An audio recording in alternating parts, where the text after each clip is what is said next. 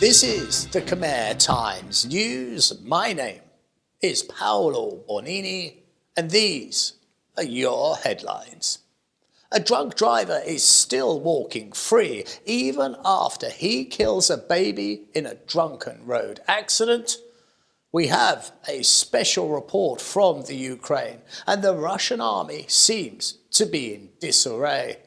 And our crime desk this week includes the case of kids spreading anarchy with a 125 motorcycle.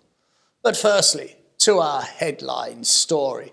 A young couple have been devastated by the death of their child at the hands of a drunken driver who was just 19 years of age.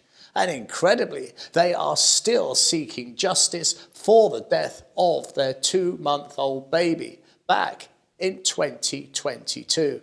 The case I recall oh so well. When I first reported it, I quoted the driver as the most hated man in the country. And the reason for that is he did not just severely injure the parents and leave them wounded and bleeding. He left the critically injured baby in the street, dying. As he did the traditional, and he drove off, doing nothing to help those that he had wounded. His only thought was to preserve his own skin. And that is a level of callousness that without doubt has to border on evil. To leave a baby dying in the road. And even now, many months on, he has still not been brought in front of a court to account for that child's death. In the accident, the child was killed, and his parents were very seriously injured when the drunk motorist slammed into their motorcycle late one night. The father and mother were rubbish scavengers who were out in the evening collecting other people's garbage, desperate to eke out a living for their family. When in that still night air, a family that had so very little had the most valuable thing they possessed snatched from them, their only child, and taken by a drunken driver. What is almost unbelievable that even now, months later, the parents are still waiting for authorities to prosecute the perpetrator of this most evil of acts. The man who murdered a child was a 19-year-old boy who, after leaving the parents severely injured and bleeding in the middle of the road, also left a baby dying, scattered in the roadway, like the very waste the parents had been collecting. For he just upped and fled the scene. The perpetrator has not faced the full force of justice for his evil and unforgivable act, because all parties agreed to terminate this dispute with civil compensation for the sum of $2,500. And this paltry amount for a child's life is what has many on social media crying foul and seeing it as an enormous injustice.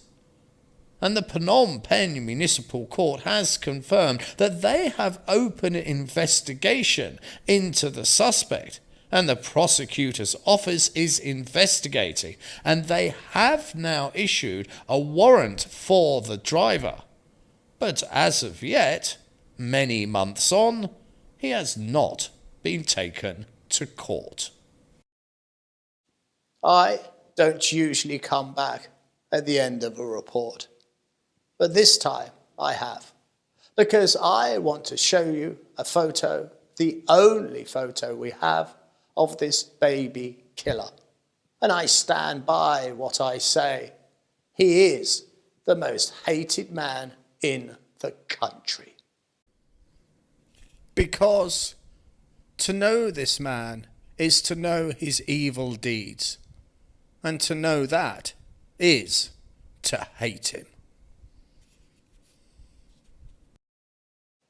And now we have a special report on the war in Europe The battlefield has been fixed over the winter months due to bad weather. But anticipation builds daily as Ukraine is set to go on the counter-offensive. But what has been happening to the Russian army is quite simply incredible.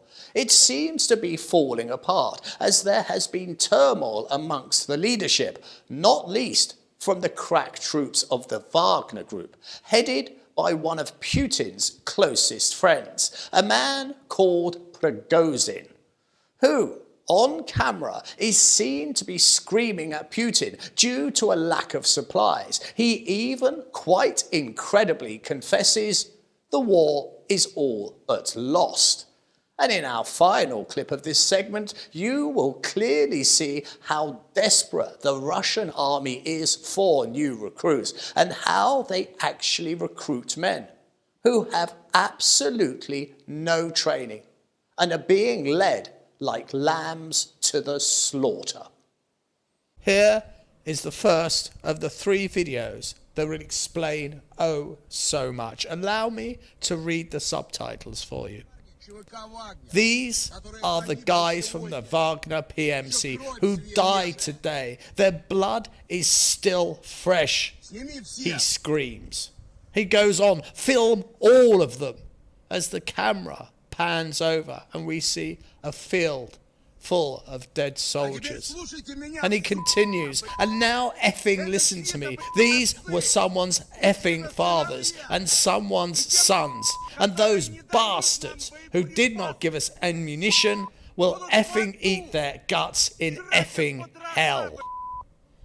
And it very much continues along these lines, where he blames very clearly that the reason his soldiers are being slaughtered is for a lack of ammunition.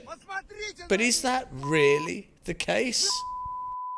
This man's name is Prigozhin, and it is said that if Putin does have a friend, it could well be him, for they have been exceedingly close for decades, more commonly known as Putin's chef, for he used to supply Putin with food, but now gets very lucrative contracts, including supplying the Russian army with food. And when that contract was checked by Alexei Navalny, it was discovered what he was charging the Russian army was way more than even the smallest corner shop in Moscow.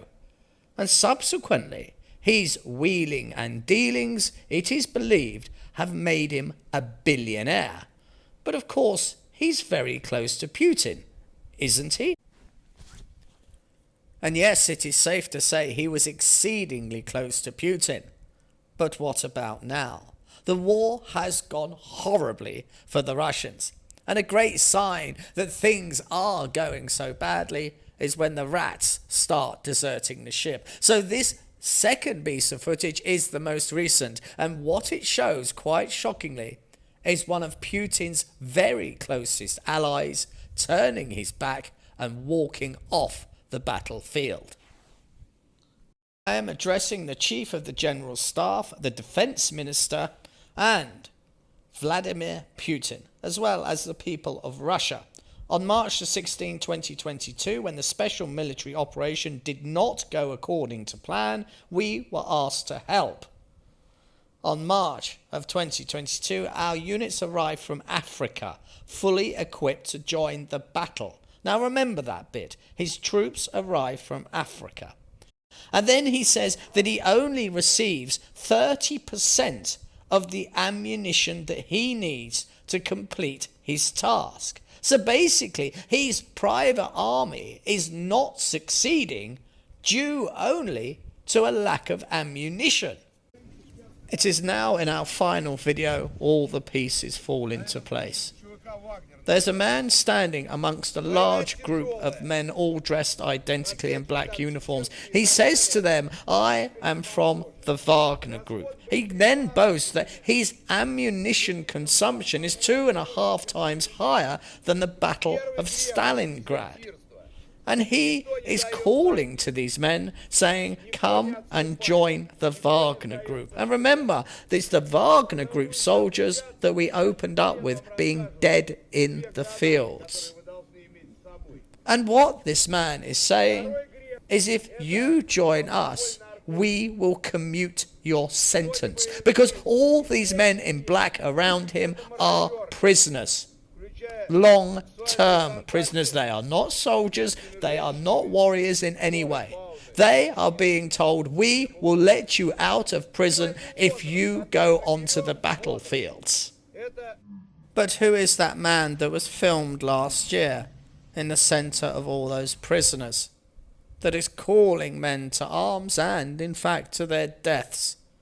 Well, let's zoom in as he walks away from them. And what we clearly see, it is Prigozhin. Quite incredibly, his soldiers were not even trained, and they were hurled onto the front lines. But it is he that will stand in the middle of a field with dead bodies and say, it's not my fault. And it is cracks like these that are now showing in Putin's army that clearly show he has no way out. And when you have surrounded yourself with men as vile and as mercenary as Prigozhin, what chance does your country stand of winning this war?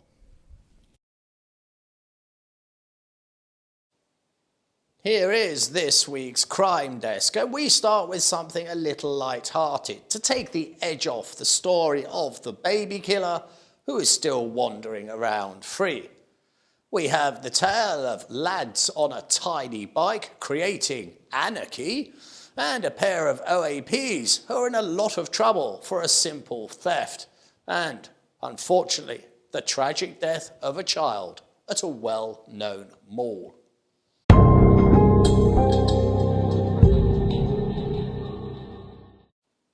This story is a classic, and I knew it'd make our Crime Desk lineup solely due to how unique it is. It is the tale of two young boys aged 15 and 16 who have been accused of causing anarchy on the streets of Phnom Penh. Apparently, their brand of anarchy was due to the fact that they were driving a 125cc motorcycle in an antisocial way. Blimey. Just the thought of it makes me blush to think that there was two young lads on a motto driving like idiots. But for these two gangsters, as that is what they were described as in the report, they were made to disassemble their bike to ensure that they would not do it again.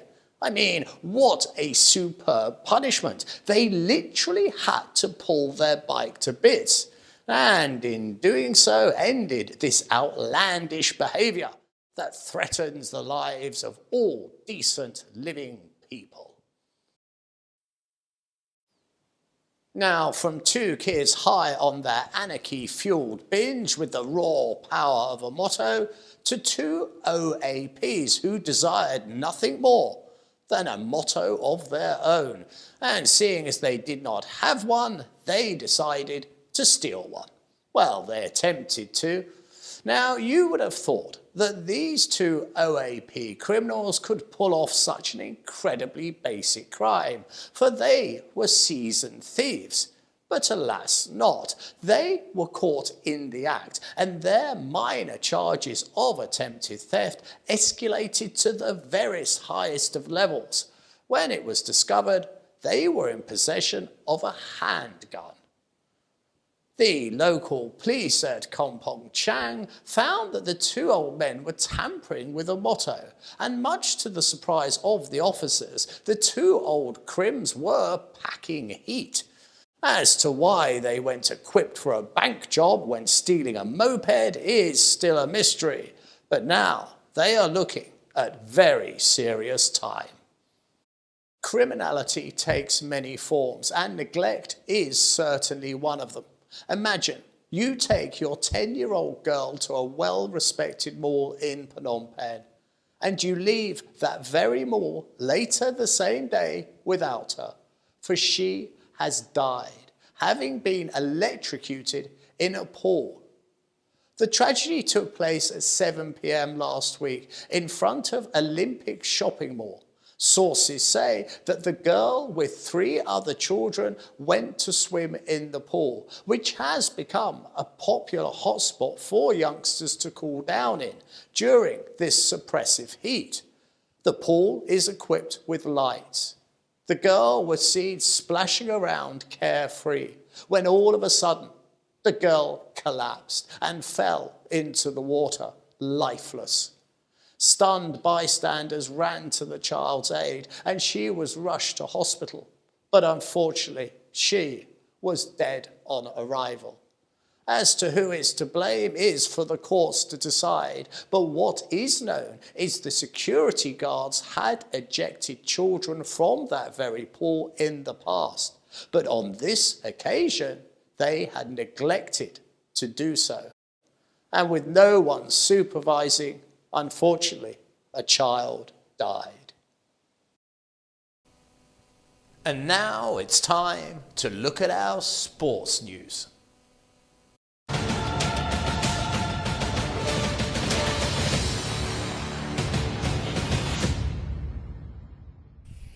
Very quickly, let's romp on through the Premier League results. The one you can't see on the screen is Arsenal. Good God. Being beaten 3-0. They've lost the lead in the Premiership League. Chelsea... How does this happen? Let's do this the other way around. Nottingham Forest, our adopted team, got 2 goals against Chelsea. Good Lord. But guess what? Chelsea got 2 as well. So yet again, we don't win. Man U beat Wolves. No big surprise there. Man City, who are the leaders of the Premiership table, they beat Everton. And Crystal Palace, 3 valuable points for them as they beat Bournemouth. It's time to have a look ahead and see what the weather has in store for us next week. A bit like somebody who goes to a chiropractor for medical advice and then pays with Bitcoin and thinks they're being smart, I would be a fool to advise you too strongly on the weather this week. The humidity is up beyond the 50% level. The chances of rain are exceedingly high, but it's going to come in bursts and it's going to come in deluges. So if you're driving a motorcycle, for instance, do the safe thing, just pull on over and let that rain pass, because when it comes, it's gonna come in waves. This has been the Khmer Times News. Please do subscribe and comment and stay up to date with all the breaking news by following us on both Facebook and Telegram. This has been Paolo Bonini. And that was the week that was. I'll see you next weekend for your weekly Roundup.